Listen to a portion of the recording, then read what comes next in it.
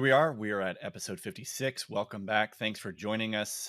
We did take a week off, but we are back. Good to be back. So, we've been talking about building a team, building a pipeline, or a farm league was one episode. We talked about dealing with change on your team. And last time we talked about conflict dynamics. So, today, let's talk about cultural fit. We've referenced this probably on I would say probably the last 5 to 8 episodes at least, probably more than that. Um, and we did an episode on this way back about culture. And if you listened, awesome. Really glad you listened to that. Some of this may be a review, but it'll probably be new to most of you guys who are tuning in now. So, Blake, with that in mind, can you start out by answering the question, what is culture? Absolutely. And our focus here, like, even though it's true that this is going to be semi review, it's not review in the sense that what we're talking about today. It's review when we're talking about culture, because we're going to be Right. talking a lot more about cultural fit, which Mhm. is a very different thing than just what culture is. Okay. But like Peter said, we're going to focus just for a second to give clarity to culture because I feel like so many people misunderstand what culture is and they try to define it by personality or by other things Mhm. like that that is not culture. Yeah. Okay? Culture is the environment that supports the fulfillment of vision and growth or purpose. It's the growth of the individual and team, and it's the connection within the team. Okay? So if I had a one word for what culture is, it's environment. That's what it is. It's the environment where something thrives. Having said that, a lot of people mix that up with personality and with, Yep. hey, people, these are the people who look like me, they sound like me. And if you don't look like me and sound like me, you don't fit the culture. That's not what this is. Yeah. Okay. That's stupid. That is like click, right? That's just Oh, some yeah. kind of click or friend group or whatever. Keep that stuff on Facebook, but that's not your culture. Okay. Your culture is the environment. A polar bear, I use the polar bear analysis or the polar bear concept of culture. It's not about the easy culture, right? It's not about a good, easy environment where everyone's, drinking mojitos, but it is something like a polar bear doesn't thrive in a place like Indiana. A polar bear doesn't thrive in a place like Hawaii. Polar bear thrives in the Arctic where it can get like negative 30 degrees. I want to say like not Celsius, that's not right. But anyway, like super freezing cold, like Yes. less than 5% of their hunts are successful, but that's where a polar bear thrives. That's its culture. Personality is a little different. We have multiple personalities within a culture. If I said, "Hey, is there any difference between a polar bear and a penguin?" I hope your answer is yes. I really Right. do because they're very different. That's You can have different personalities, different types, different perspectives, different aims within the same culture. Cultural fit is not personality fit. So I want to make sure we're really careful there. So we really don't want a bunch of mini me's running around, do we? This Hell is not no. we really want to have that.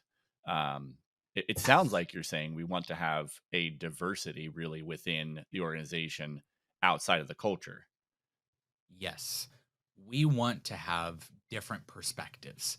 I think the worst thing you can do is have people who have all had the same experience, people who have all grown up in the same fashion, people who all look alike, smell alike.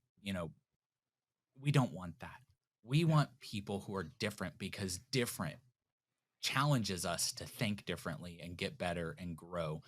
Everything that's the same or comfortable causes us to relax and not grow.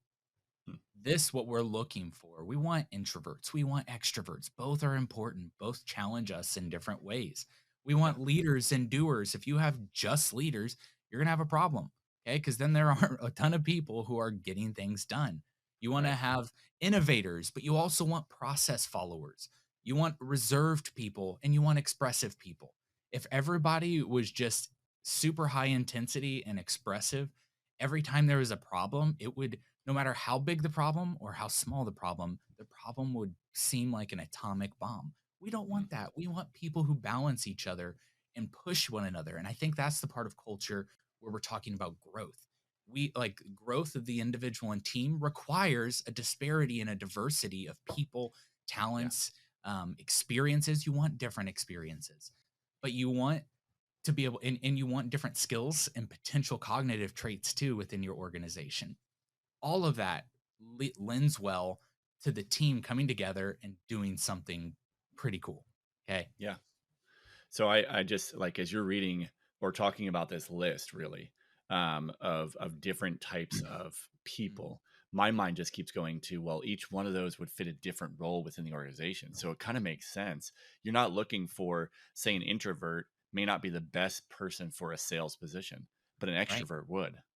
Right. So I think it's just interesting that there's a lot. I feel like there's a lot out there that define culture as personality. And you had mentioned earlier that it's not specifically, culture is not personality. Mhm. Is there, can you talk a little bit more about that and like why you brought that up specifically?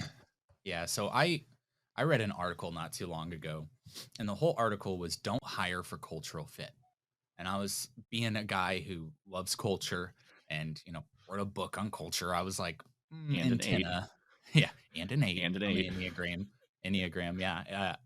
I My antenna popped up, and I was like, why is he saying this? Why is this person saying something so counter pop culture here? Because first off, Yeah. culture is like a pop culture word anyway, and you want to be kind of careful there. But I was like, let's see what he's saying because I'll hear it.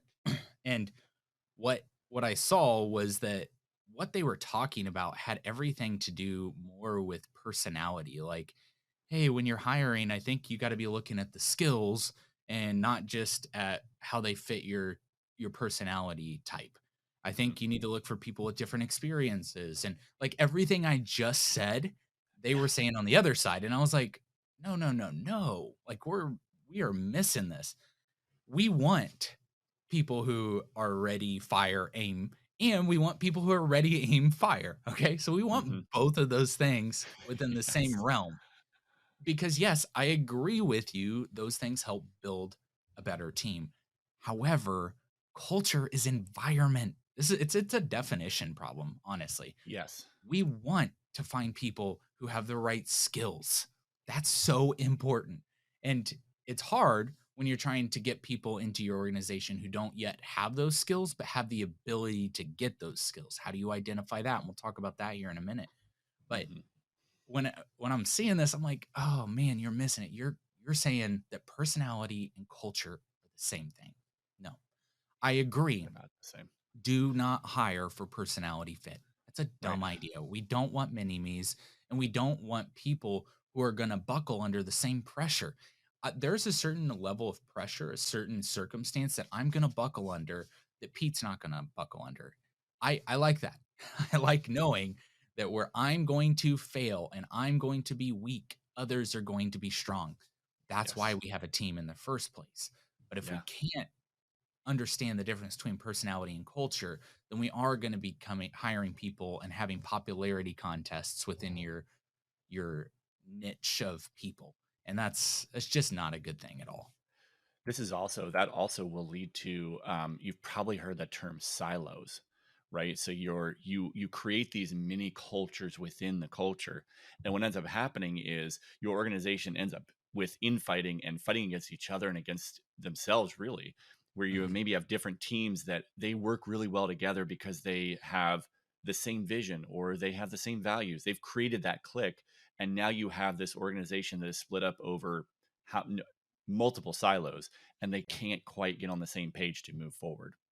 I think it's really dangerous when you hire that direction, and you can probably see that in many positions you've had in the past, people that you've talked to. There are organizations out there that this happens. It does. It's a natural occurrence. That's why you have to actively work to cultivate your culture, and we'll talk about that here in a little bit. Um, so as we're kind of talking about culture and really we're looking at hiring now, Mhm. and hiring for that cultural fit. What other thoughts do you have about this? So counter what that guy was saying. Um, and he has a book on it. I'm gonna read the book before I have a full opinion. I just think that out the gate, the blurb of not hiring for cultural fit was enough that I needed to step in and say a little something. Mm. Um, you should hire for cultural fit. You need to know what that means. Okay, this is the Yes. bigger thing is you need to know what it means to hire for cultural fit.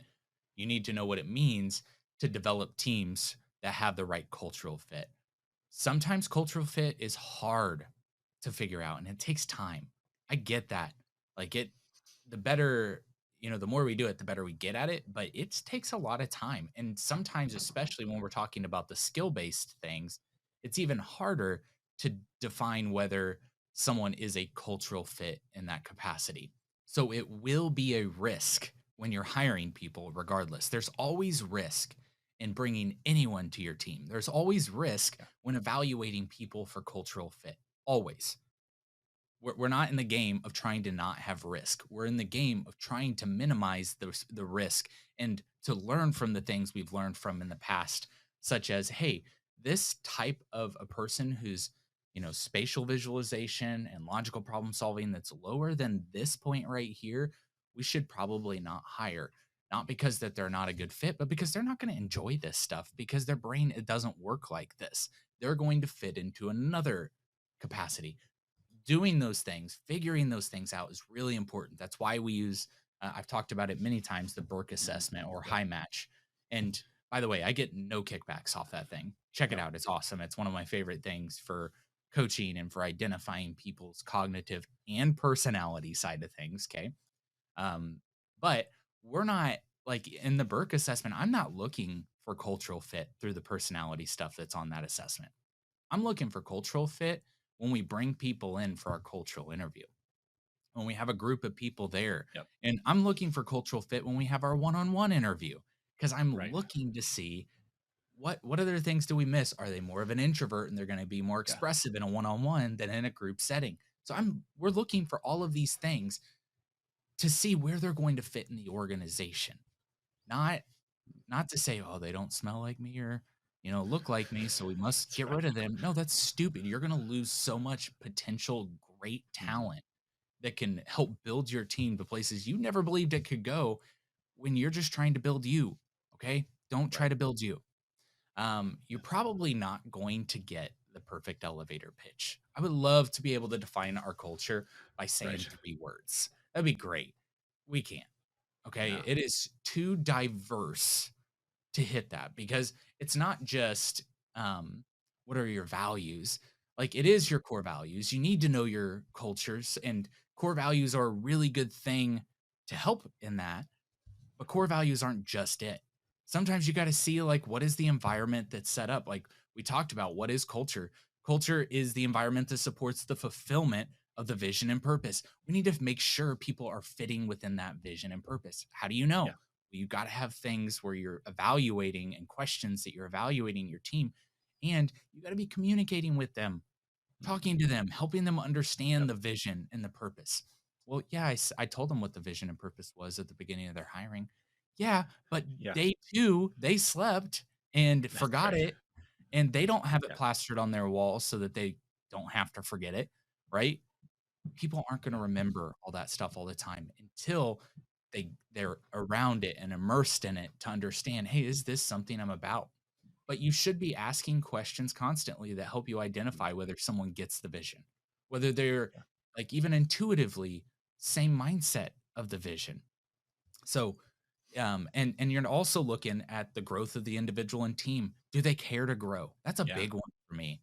I mean, this is Mm. where, Patrick Lencioni talks about the, hungry, humble, and smart concept of looking for good Yep. team players. And as you're looking for team players, looking for people who are hungry, do they care about growth? Maybe not now, maybe later. I don't know. That's the risk you have to analyze before bringing someone on your team or keeping someone on your team. Mm. Okay? So, we're not going to get the perfect one-word phrase elevator pitch of your culture because it does take time to flush that out. And Right. sometimes, like, there just aren't good words. Like, you ever gone into an environment? Like, I feel this way when I go to the zoo because you go into all these different rooms and all these different places, and it's just a different culture, and they're trying to simulate that. Yes. Yep. And some of the places I go, it's not even the temperature or the humidity or anything else. It's just there's a feel. And sometimes you know it when you're in it, but you Yep. can't express what it is. You can start talking in circles like, I think it's this, and but you don't know what it Yeah. is. Is it dark? Is it light? You know, what kind of where do snakes love to live? And you're like, oh man, I don't like this at all. Uh, Right. as you're figuring it out, you have a sense of it. And I think that's what you are starting to get with your organization, with your team as a leader. Yes. You're starting to understand these things, but you should take steps to try to give words to it. I really do believe that. I know this Mm. sounds counter everything I just said. I do think you should. I think having core values is really important. It's not the only thing. Right. Core values are very important because they are like the road signs that are defining the environment you're in. I believe in the one of the last podcasts, I kind of likened core values and just all of this stuff, vision, mission, all the big six buzzwords or whatever. I define those things as like going on a road trip. Like vision is where you're going. You're driving to Disney World, that's Disney World. But core Yep. values are the signs that direct you on that path to your vision. Hmm. They're the signs that say, hey, Disney World, 3 exits away, or hey, the road is going to take a 90-degree turn here. You need to slow down Yes. to 30 miles per hour. There are things that help you stay safe. And people who can't live within certain core values, and I'm not talking about values that discriminate, I'm talking about values that elevate. And if you Mm. can't have those values that people are living within, then it's not going to be a good fit. So they are absolutely important. So Yeah. actively know your culture and cultivate the culture for your organization. So developing your core values, knowing what kind of role a position takes. And what I mean by that is there are positions that aren't team positions. Okay. True. There are positions that introverts are going to love. They're Hmm. going to say, this is a position for me. Sure, there's a team aspect. Sure, there's a connectivity, but it isn't so high pressure team environment that I'm not going to have a sense of safety, and Yeah. I'm not saying we don't step outside of our comfort zones, but there are roles that you want to look for someone who can live as a task based instead of a people Yes. based mindset. Yep. People Absolutely. based being those type of positions and or tasks that are constantly around people. High sales, right? Like Hmm. sales positions, high Yep. people environment. But Yep. you're like as an installer on some things, you might be a little more task oriented.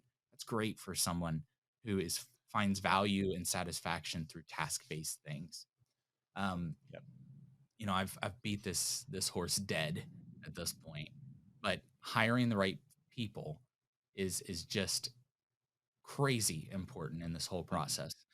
As a leader, we're talking probably a lot more about identifying the people on your team rather than the people that are coming into your organization because you might not have a say on that. Right.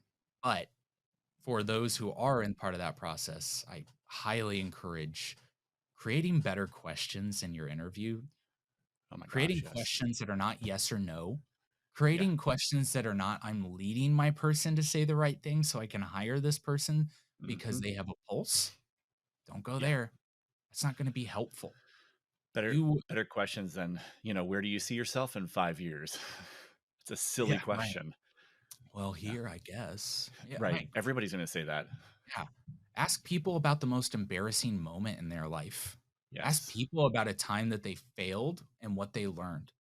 And look for those things. Look for the people who are using the term we instead of I all the time. Okay? You're looking for or like you're looking for people who are like I don't want to be a leader, but I love owning my craft. Look for that stuff, but know what you're looking for.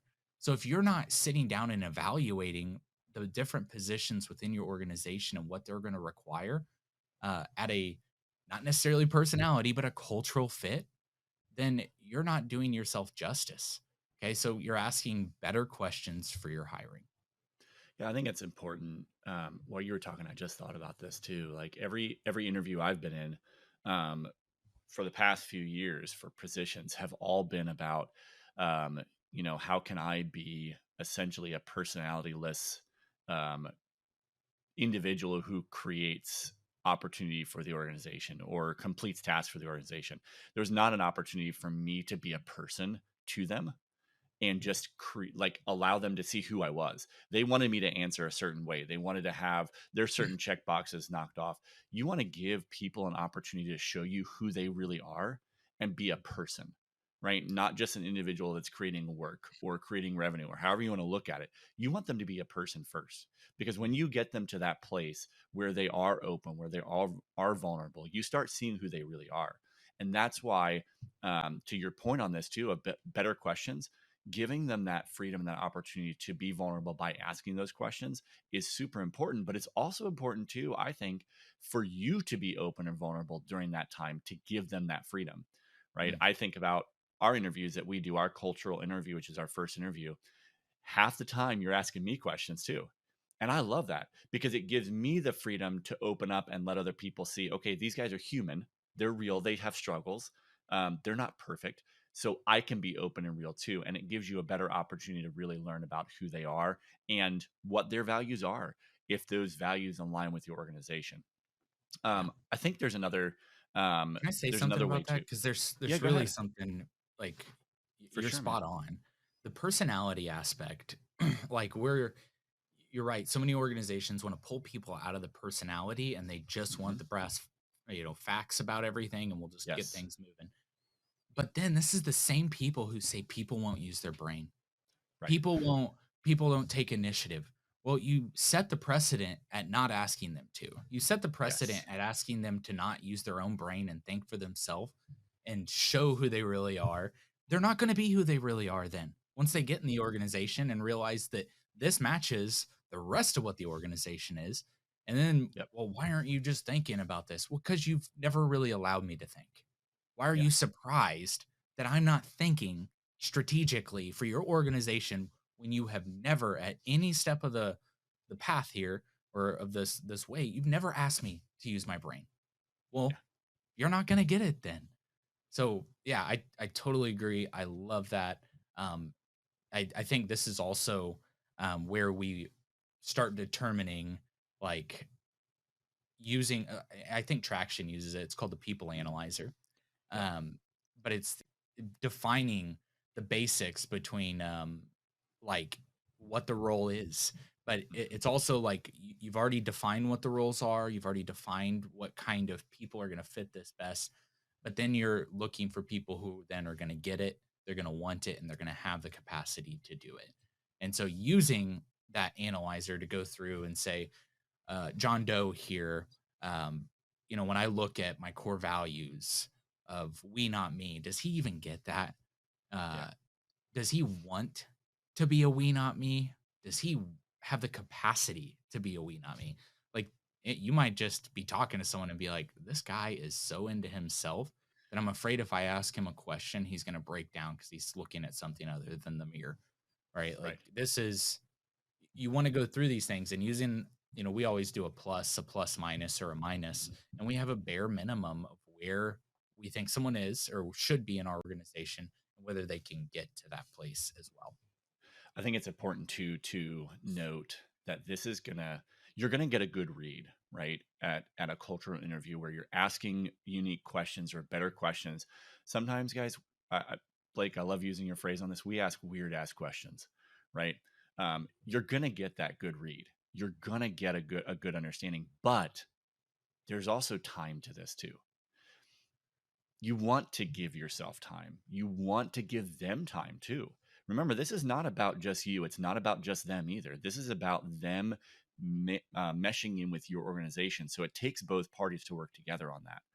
Yeah. Give yourself some time on a probationary period when you're bringing people onto either your team or you're hiring them externally to become part of the team globally, right?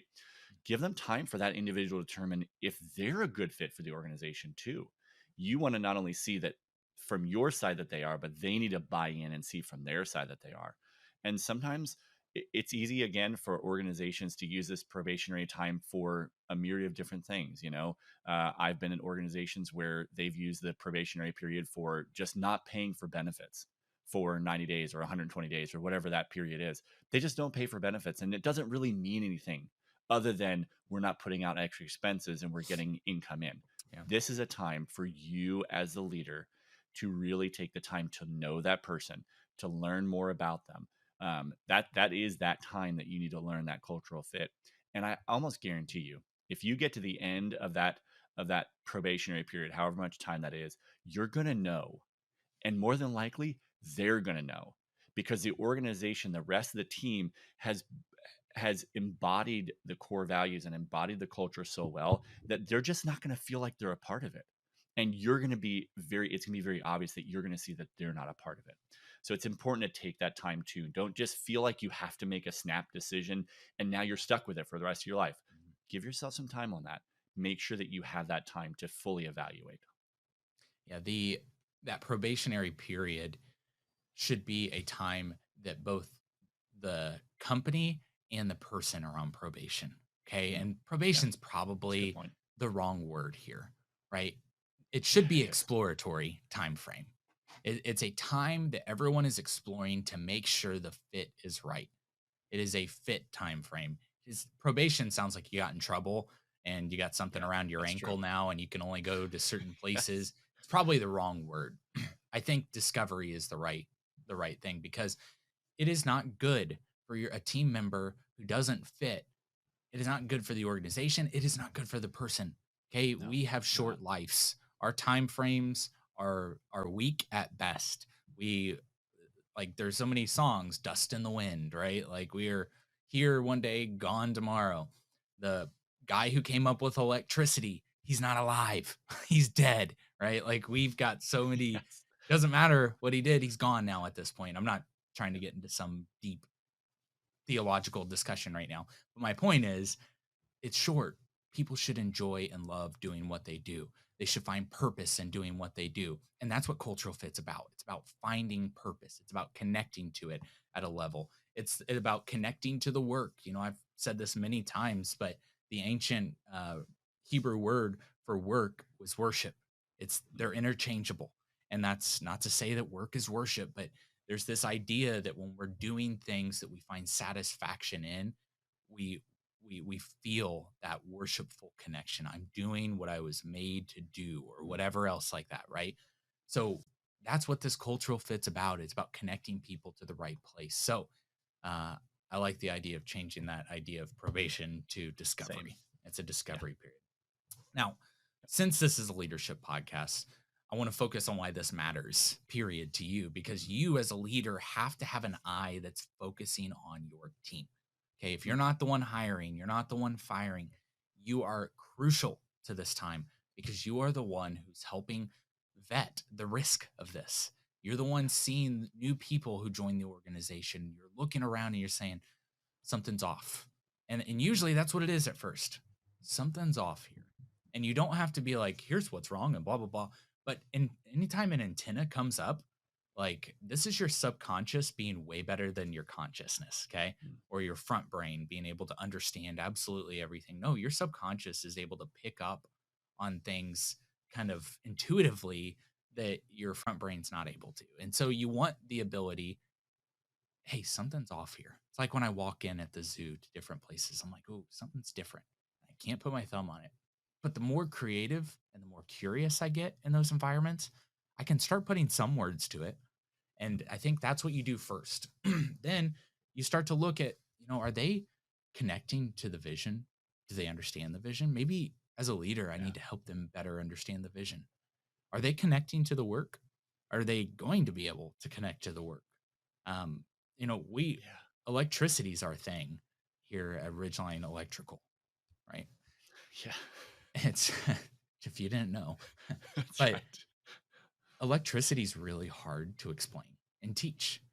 It's a visibly and invisible characteristic to at least to the naked eye, and it can kill you. And so Mhm. we spend a lot of time trying to explain and help people understand this so that they can safely work around it. when we're doing that, what we're doing is we're trying to help them better understand it. It's going to take time. And I tell, like, we have a new group that I've been coaching who's a couple months in. And as I've been talking to them, some of them are like, I just don't get it yet. And I feel like I never will. I'm always like, take heart. It's coming. You'll finally get it. Like, Takes time. and sometimes people won't. But this is why, like with our high match Burke assessments, I'm looking at their spatial visualization score and their logical problem solving score. And I'm trying to vary, where do I think, like, how hard is it going to be? Talk about the Mm, idea of the path, yeah. that everyone can get to this path. But some people are really far away from the path, and it's going to take a lot more effort to get them there. We're trying to minimize the risk of them falling out of connection with the work.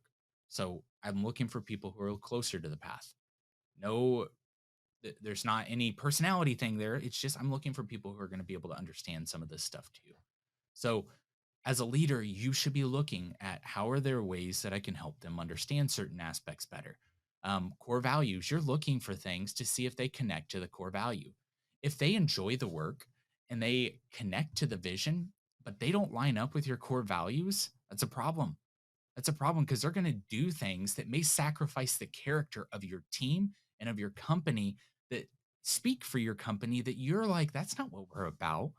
So if they're outside of that, like maybe a company who's like, we're all about making money, but we have a core value of giving back, like that's good. But people who are like, I'm all about making money and I just robbed this bank, here you go. Yeah. Here's the money. Like, that's okay. Well, that's a big drastic difference. We got to Right. make sure that they're lining up with the core values. So as a leader, you're building in your team for those core values. And I do believe core values can be grown into. I don't think that, like, some people are there and some people aren't. Well, yeah, some people are there, some people aren't, but I do think there are learned aspects of your own values. Yeah. And some people just have never put words to any of this stuff before. And so to define it is hard for them because they've never thought about it in that capacity. Of course, leadership gurus who spend hundreds and thousands of hours on these ideas can put words to them, but you're stepping in to give words to people. Help give them time to evaluate some of that stuff and see, yeah, do I really agree with this? Mm, That's why I love the idea of that discovery period. Okay. yeah. I also think you're looking at the pace and the demand of the work. Okay. I don't Yes. care about personality at all right here. Okay. But in this scenario, if my house is on fire and firefighters who are coming in, I want them to have a good amount of rapid problem solving. I just do. Yeah, I want absolutely. them to be able to see chaos and put it in order and know Yep. what they need to do.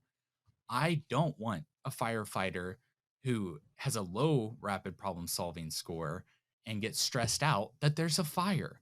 Of course, there's a fire. Right. You're here. I hope you have the right pace to deal with this situation. And Yes. so, as a leader, I'm just encouraging you. It is your, like, if you want to be a good leader, you want to have a great team, then you need to invest in your team in such a way that you're looking to see if there's cultural fit, not personality. Just because you don't like someone, I don't care.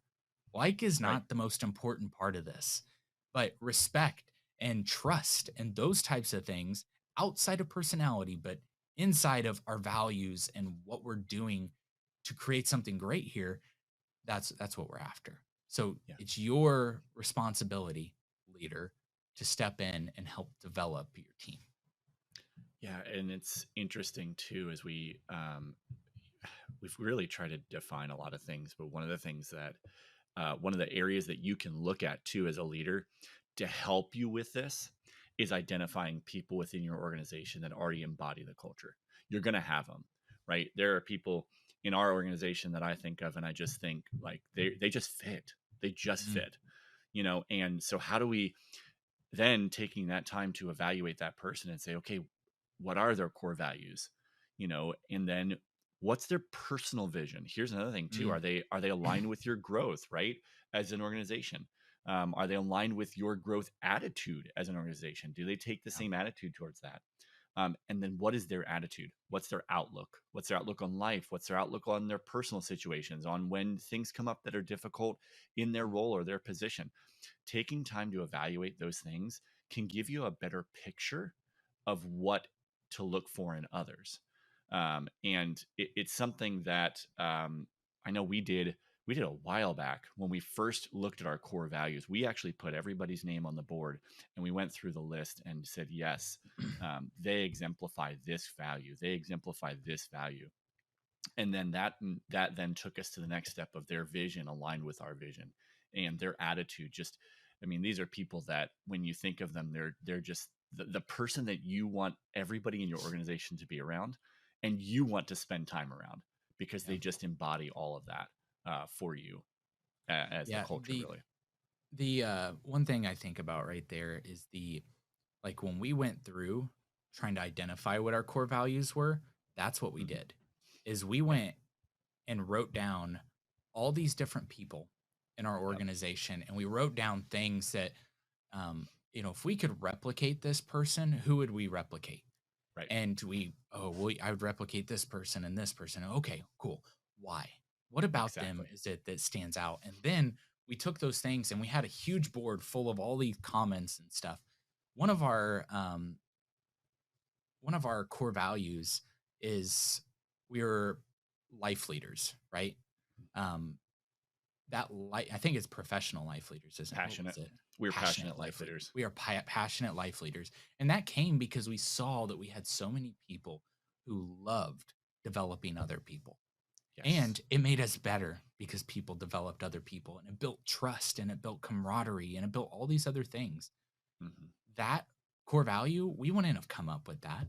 We wouldn't have said, let's come up with 6 core values. One of them, we're passionate life leaders. No, Yeah. that came because we looked at something, we sensed our environment, right? We didn't have words for it yet. We sensed it. We brought all the characteristics to the table and then said, right there, all of those are these people being passionate life leaders. That's our Mhm. core value. Yeah. So the more you do this whole process of trying to figure out cultural fit at the beginning of hiring, in the discovery period, and long term, the more you do it, the better you're going to get. I'm telling you, it doesn't. You're not quick and smooth, and don't have great flow in the beginning. But the more you do it, the more you're going to have experiences where you're like, "Ooh, we let something like this slide last time, and when we did, it ended up coming and biting us in the ass, and I don't want that." Yep. So, how do we make sure we capture this next time and we'll get quicker about this next time? Um, I'm just telling you, the more you do it, the better you're going to get here. Yeah. Absolutely. Cultural fit is such a big topic in today's workforce. It's huge. You see it everywhere. It's important to keep in mind that both the organization and the individual value culture. Both of them do. And it really is a foundation for building an effective team. We're not talking about personality. Please just get that off from the beginning, from the middle, and the end. We are not talking about personality. We don't want a bunch of mini me's, as that's really going to hinder a lot of innovation and a lot of growth. You're not going to be able to experience either of those in your organization. Take the time to know and cultivate your culture.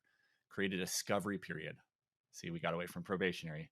Hey, Create attaboy. a discovery period that allows for both of you to, as I was thinking about this too, it's almost like a dating period. You're in Mhm. that beginning time where you're learning about each other. Learn about each other. Take the time to determine that if you fit and if they fit. Yeah. The personality aspect. I'm also not saying that personality doesn't matter at all. I think I want to be careful here. Personality does matter to certain Hmm. positions. True. It's just not the only thing. Right. Okay. And the bigger thing that we're trying to say here is that cultural fit is not just personality fit. Right. Personality does matter to some of this. Um, again, I want people who are assertive in times of chaos and they can step into these roles potentially. Um, that does matter, but it's just not it. Cultural fit is more than just that. It's personality, it's cognitive, it's connection to the work, it's about Yep. the environment you're in. It's all those things. It's about the core values. It's about being able to work in certain circumstances. It's Yep. everything. It's just not only personality fit. So if you're hiring only for personality fit, you're gonna hate it long term. You're Yes. really gonna hate it. Yep. Or you're just gonna have your ego stroked and you're gonna have a failing team. Yep. Hire for cultural fit. Yep.